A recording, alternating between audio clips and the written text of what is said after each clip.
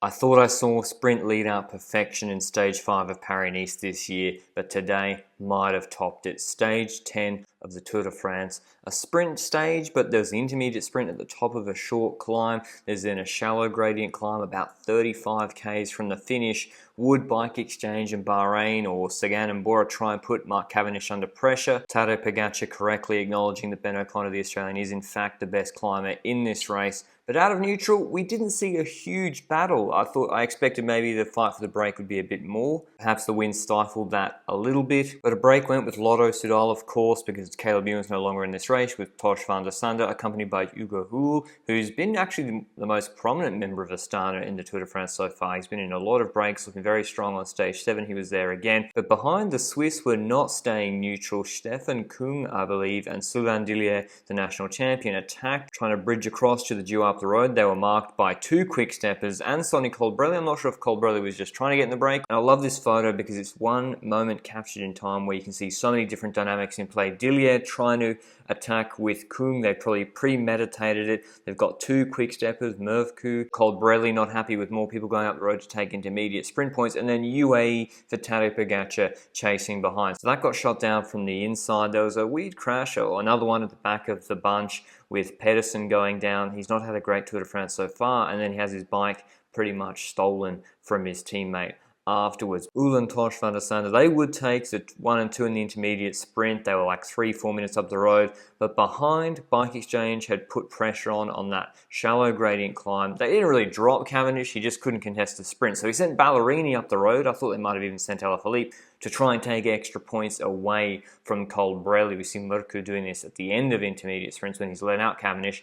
But Ballerini went way too early. We've still got 150 meters to go, and this is uphill, like 4% gradient. And Colbrelli, he's still looking quick. He won a Dauphiné stage uphill ahead of Aramburu and McNulty. He was quicker than Matthews here easily, and way quicker than Jasper Philipsen. But those two would finish today still like 50 points behind Cavendish. Arkea pacing, wanting to set up Buani today. It was a pretty relaxing day, actually. The GC people in the bunch, like Pogačar, didn't have too much to do for the most part. Tony Martin, good to see him smiling. And I've got to be honest, after the intermediate sprint, with the weak break up the road, I went and had a little bit of a nap. And if you like having a mid-sprint stage nap, make sure you like the video down below and subscribe to the channel. I was aroused by Richie Porte crashing once again. Jumbo-Visma, you got to stop following Ineos around. The Ineos riders keep crashing in front of you and then bringing your riders down. At this point, I would avoid them like the plague. Porte got back up, but he's out of GC already, so it wasn't of much moment. Tosh van der Sande went back. This is the last shallow gradient climb. Matthews has his Beck's team on the front, trying to put pressure on Mark Cavendish behind. They then catch the last man of the day, Hugo Houle, but they couldn't drop Cavendish. Quickstep had teammates around him. He started at the front before the climb, and by the end of that climb, he was still in the first 5 rows. And Quickstep pretty much took control, with de Klerk had been pacing a lot before crosswind anxiety began. Not strong winds predicted, but the weather got a little bit moody. They turned onto this straight section, and Colbrelli has the worst timing for a mechanical. We've got Alaphilippe absolutely driving it on the front, and then it stops. The action stops, Colbrelli gets back on,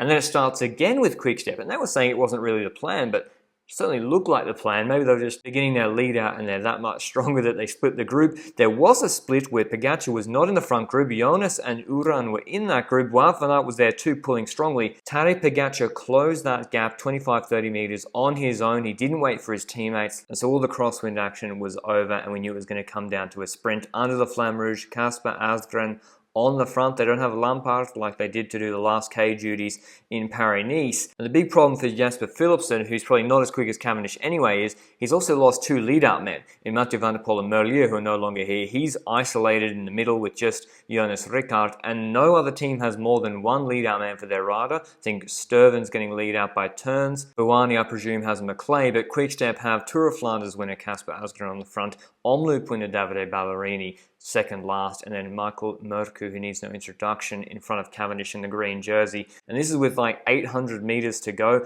There's a chicane coming up then, a sweeping right-hand bend. And as you see the other lead-outs trying to come up alongside Quickstep, Asgreen flicks Ballerini, who then accelerates. And so Quickstep now are always going to be in front. They've got Cavendish third wheel.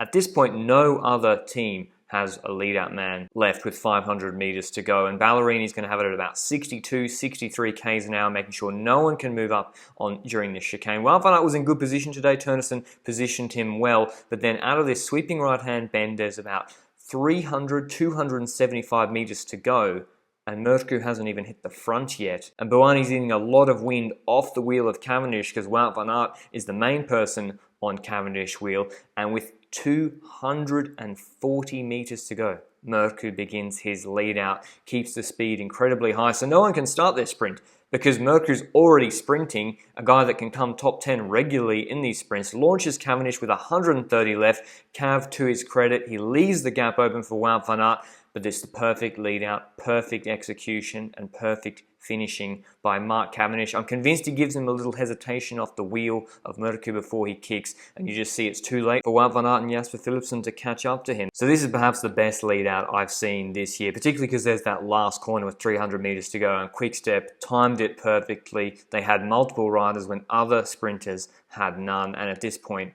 there's nothing that can stop Cavendish getting that green jersey in Paris, apart from finishing outside the time limit. But he wins his third stage. He's one closer to Merck's record. Here's what he had to say about that finish. Run in the mill, like you read in a cycling magazine, lead out, textbook lead out. Get the lads on the front, pull as fast as they can so no one can come up and try and come past her doing the finish. We knew this finish because I didn't make it last time we came to this finish. It was in 15. I got dropped on early crying Greipel one.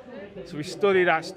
We knew if we took that last corner wide, you can keep the speed. And actually it split in the wind, but we didn't try to split it. We weren't really that bothered about it. We were confident that we had the team for the sprint. I have to finish it off, you know. Over all of them, I didn't really do anything. I did 150 meters. It was the team. I have them to thank for everything. Here's the final top 10 results for the stage. Cavendish first, Van Aert second, Philipsen third, Buani fourth, Matthews fifth, the lead-out man for Cavendish, Mørkøv sixth, Greipel seventh, Sagan eighth, Turgis 9, and Bol 10th, despite DSM working to bring back the break today with Quick-Step. Pogačar is still in the yellow jersey, obviously 2 minutes ahead of Ben O'Connor, 5 minutes and 18 ahead of Rigoberto Urán, and tomorrow we have the double Mont Ventoux day. It's been hyped up a lot. There's the descent finish. Pierre Rolland just found out that it finishes with a descent. Doesn't finish on top of Mont Ventoux. It's about 200 kilometers long, and the first time they do it, it's not as hard as from the other side. There's a long shallow gradient section in the middle. The first time they do it, it's Cat 1, and then the second time they do it, there's bonus seconds on top. There's double KOM points, 40 on offer. Riders like Quintana, Poles, Turns, Simon Yates, we can all expect to be fighting to be in the break, maybe Woods as well. I hope you enjoyed the video. Like it down below if you did. Do you think the break is winning tomorrow? Do you think Pogačar is going to put more time into his rivals on the second ascent of Mont Ventoux? I don't see too much incentive for teams to control the break after that intermediate sprint, but perhaps Ineos will try something for Carapaz, particularly if Thomas is feeling better as he showed on stage 9. But until then, ciao.